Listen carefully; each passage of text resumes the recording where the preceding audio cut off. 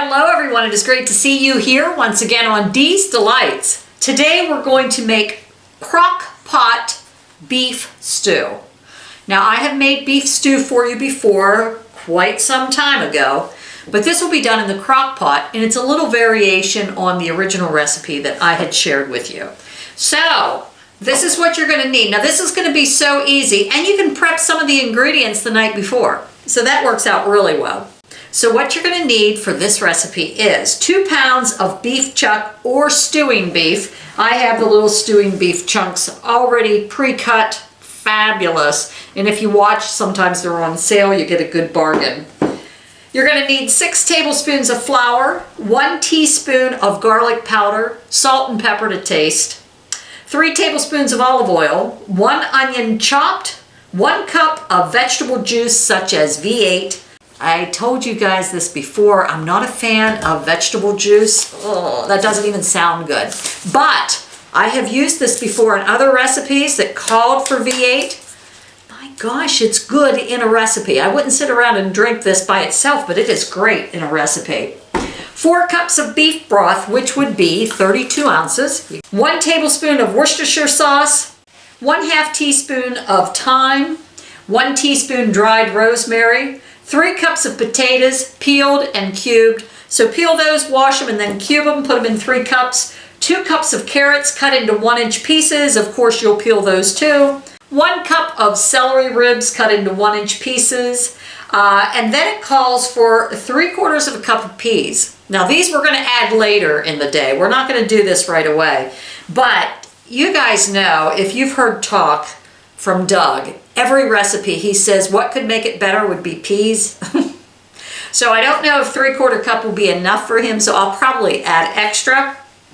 2 tablespoons of cornstarch and 2 tablespoons of water. Those will be for thickening it later. Boy, I said that, thickening it. So what we're gonna do first is combine the flour, garlic powder, salt, and pepper to taste. So first we'll add the garlic powder, which would be 1 teaspoon. Then we'll add some salt and pepper. And of course, you can always salt and pepper your food after the fact. So I'm not gonna go hog wild here.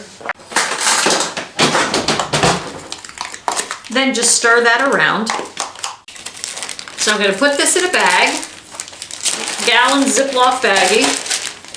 And then I'm just gonna put my meat in there and toss it around. So I'm gonna do half a bag at a time. So what you're going to want to do is brown this meat. So put about 3 tablespoons of oil in there, olive oil. I'm going to get this ready. Coat the beef chunks in the flour mixture.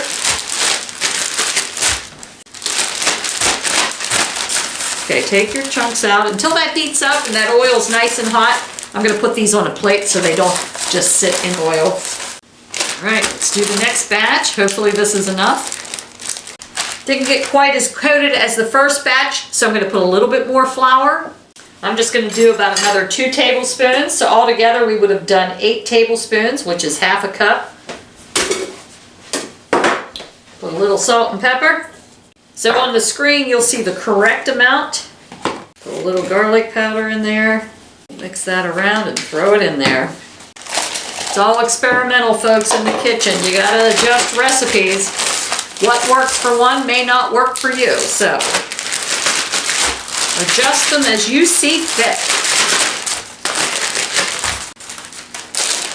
Okay, yes, much better, much better. There we go, we'll get that out there. As you can see, they're lightly coated. What we're going to do next, we're going to brown this. So brown the beef, onions, and olive oil in small batches. Well, I have a big skillet here, so I can brown them all in one batch. So if you're using a small skillet, you may need to do 1/3, 1/2, however. Okay, we're going to get the onions in there. That was 1 onion chopped. Mine was a pretty large onion, but I think it'll be okay. I have it on about medium.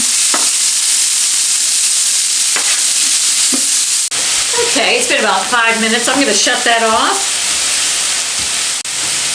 Once you get your potatoes chopped, we're going to add all the ingredients except the peas and the cornstarch and water to this. Let's go ahead and add our 3 cups of potatoes. I'm actually using 4 because we love potatoes. And you'll want to have at least a 6-quart crock pot for this. Let's scoop out our beef.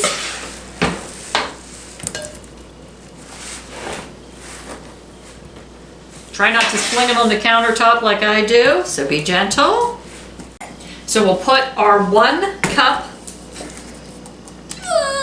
I can't do it. I can't do it. Let's try it again. There, I got it. See, I just can't see drinking that. No, but in recipes, it's fantastic. 4 cups of beef broth, which is 32 ounces. 1 tablespoon of Worcestershire sauce. That'll add a nice flavoring to it.